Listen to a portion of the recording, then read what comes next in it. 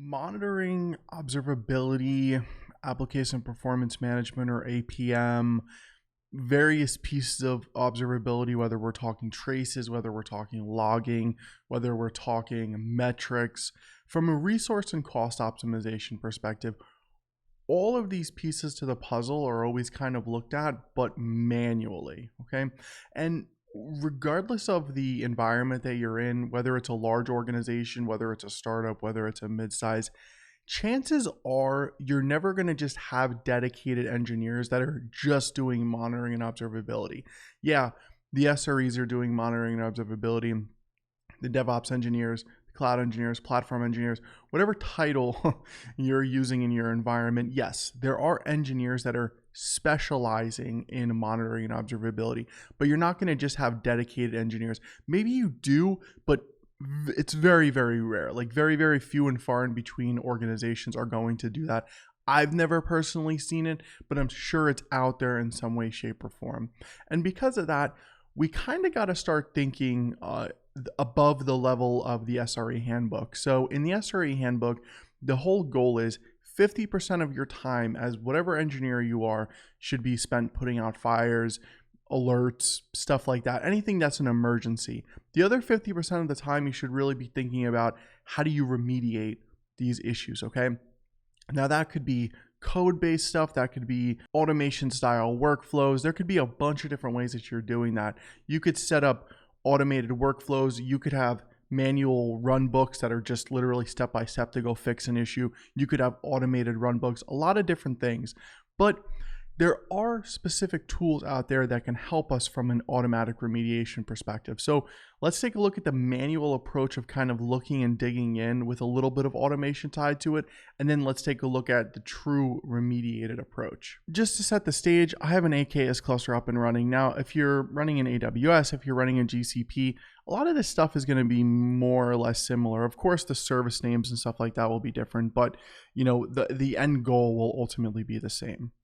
So inside of AKS, what I can do is I can scroll down to the monitoring section. So let's say I click on Insights here. Now what you're going to see is monitoring is not enabled out of the box with things like Container Insights, Manage Grafana, Manage Prometheus, but it is possible literally with a click of a button. So you could either run through and, configure Prometheus or, Loki, Tempo, Grafana, Prometheus stack, or you could just automatically do it via some service in the cloud. So in this case, I can automatically enable this. And once I click the configure button, I essentially wait a few minutes. As you can see, pretty straightforward. And that's kind of it. So we click the refresh. We're still waiting for this to get configured. It will take a little bit.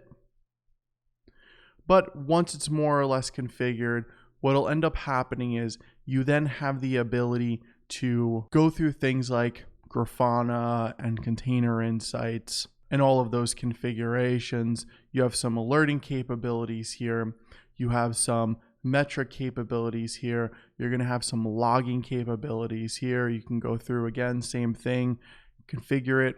And we're going to go ahead and we're going to give this a few minutes to just kind of get up and running here on our end. All right, so after a few minutes, you're up and operational here. And under Insights, you can view Grafana, you can enable Prometheus for metrics, you can see what's happening in your cluster. I could even take a look at it at the container level. So this is going to pull any containers that are currently running.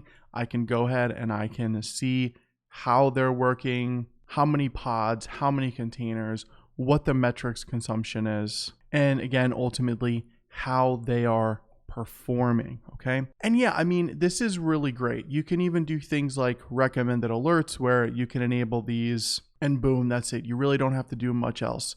Same thing from a metrics perspective, same thing from a logging perspective. You can go ahead and you can choose specific queries. You can go ahead and you can run them and then you can pull information. So here's the thing. In the cloud with out-of-box services just like this, yes, our lives are definitely a little bit easier because we don't have to manually configure all of this and then manually manage it. All of these services are here for us out of the box. However, if something does occur, if an alert goes off, if something is in the logs, if something is in the metrics, if there's a performance issue in the tracing, we still have to go in and manually fix it. There's no true automatic remediation. But if we look at Cast AI, for example, we do have the ability to implement this automatic remediation. So for example, what I'm going to do is I'm going to connect a cluster here. I'm going to choose AKS. I'm going to go ahead and copy this. And then what I'm going to do is I'm going to go to VS Code here and I'm going to run this script quickly. All right. And as we can see, it's going to create some Kubernetes resources for us, namespace, resource quotas, secrets, etc. Everything that we need for Cast AI to implement everything that it needs in our environment. All right, so we're going to go ahead and we're going to give it a few moments. Should connect pretty quickly.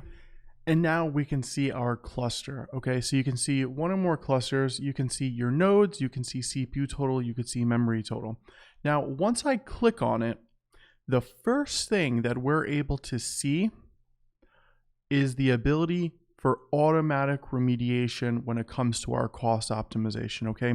So like we see in the Azure portal, we can have alerts based on cost. In our billing environment, we can see what resources are taking up, how much. We can see average node count average CPU for each node. We can see the same thing for container memory. We can see the same thing for container CPU. But at the end of the day, even though we can retrieve that information, we still have to manually act on it. With Cast AI, we do not. We simply click a button, and that's really it. Now, once we click that button, we have to enable Cast AI for what's called advanced Kubernetes automation and cost monitoring and deep security insights. Okay, so I'm going to go ahead and I'm going to copy this, and then I'm going to run this script as well. Okay, and what that's going to do is that's going to pull through and fetch some more information. We're essentially giving Cast AI the ability to pull more information for us. And how is it doing that? Well, it's creating an app registration. And then once it creates that app registration, it's then going to have the authorization or RBAC permissions to pull the information that it needs for the automatic remediation. So we're going to click on I ran the script, and then it's going to go through and it's going to do its thing. Same thing of when we were connecting the cluster to give us a little bit more capability here. And then we can go ahead and we can click done.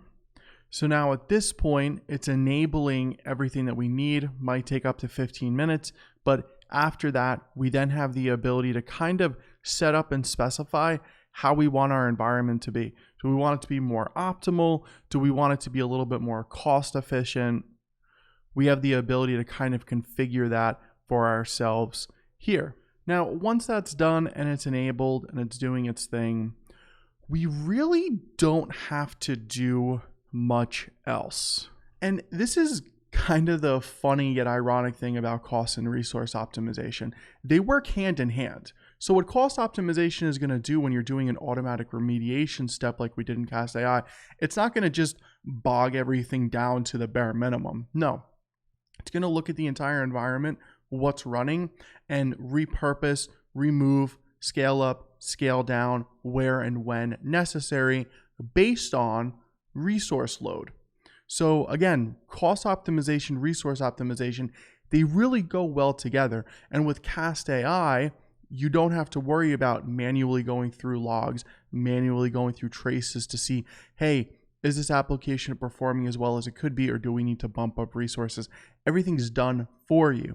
So that's the key between manual remediation, semi-automatic remediation, like in the cloud when you can just enable all the features, and true automatic remediation with a tool like Cast AI.